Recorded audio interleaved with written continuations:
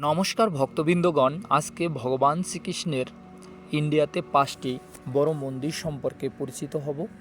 যে মন্দিরগুলোতে ভগবান শ্রীকৃষ্ণের স্বয়ং তিনি বিরাজমান ছিলেন এবং সেই মন্দির সম্পর্কে আমরা আজকে জানব।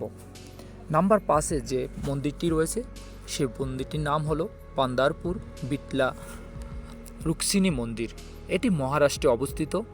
এই মন্দিরটি বিঠাল এবং রুক্মিণী ভগবান শ্রীকৃষ্ণ তার স্ত্রী রুক্মিণীকে উৎসর্গ করে নির্মিত করেছিল।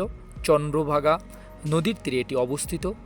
চন্দ্রভাগা নদীর তীরে শ্রীকৃষ্ণ তার লীলায় মত্ত হয়েছিল রুক্মিণীকে নিয়ে, তাই তিনি ভক্তের এই বিশ্বসেরা প্রতিফলন হয়ে আসেন এই মন্দিরটি।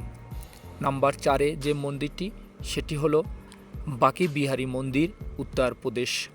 এই মন্দিরটিতে কৃষ্ণ মূর্তি দাঁড়িয়ে রয়েছেন। মন্দিরটি বৃন্দাবনে অবস্থিত। এই মন্দিরের বিশেষত হলো এখানে কৃষ্ণ ত্রিভঙ্গ মূর্তিতে বিরাজ করেন, অর্থাৎ তিনি বাঁকে মানে 3 জায়গায় ভাস করে দাঁড়িয়ে রয়েছেন। এই কৃষ্ণ কুঞ্জবিহারী নামে পরিচিত।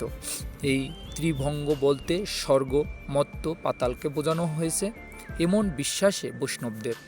তারা মনে করেন এই 3 লোকের অধীশ্বর স্বয়ং কৃষ্ণ।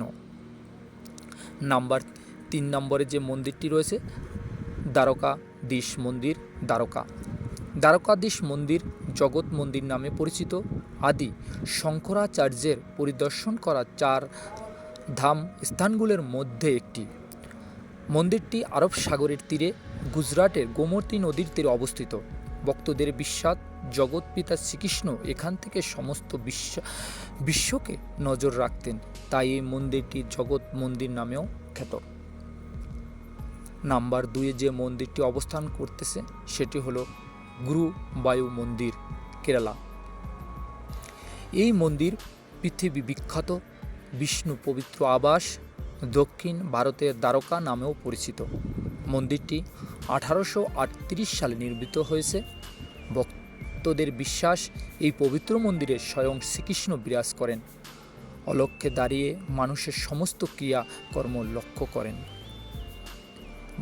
ভক্তবৃন্দগণ, নাম্বার 1-এ যে মন্দিরটি রয়েছে ভগবান শ্রীকৃষ্ণের জন্য সেটি হলো কৃষ্ণ জন্মভূমি মন্দির, মথুরা। শ্রীকৃষ্ণের জন্মভূমি মথুরা উত্তরপ্রদেশের মথুরা জেলায় মল্লাপুরে অবস্থিত। কৃষ্ণ জন্মভূমি মন্দিরটি কৃষ্ণের জন্মস্থানে হিসাবে সবচেয়ে বিখ্যাত। ভক্তরা বিশ্বাস করেন এই মন্দির সংলগ্ন অঞ্চলে কৃষ্ণের জন্ম, তাই কৃষ্ণ জন্মাষ্টমী উপলক্ষে মন্দিরটিকে আলো ও ফুল দিয়ে সুন্দর করে সাজানো হয়। বহু ভক্তের সমাগম হয়ে ওঠে এই মন্দির। চলে নাম গান ও কীর্তন, হরে কৃষ্ণ হরে কৃষ্ণ। যদি ভুল হয়ে থাকে সবাই ক্ষমা করে দিবেন। নমস্কার ভক্তবৃন্দগণ।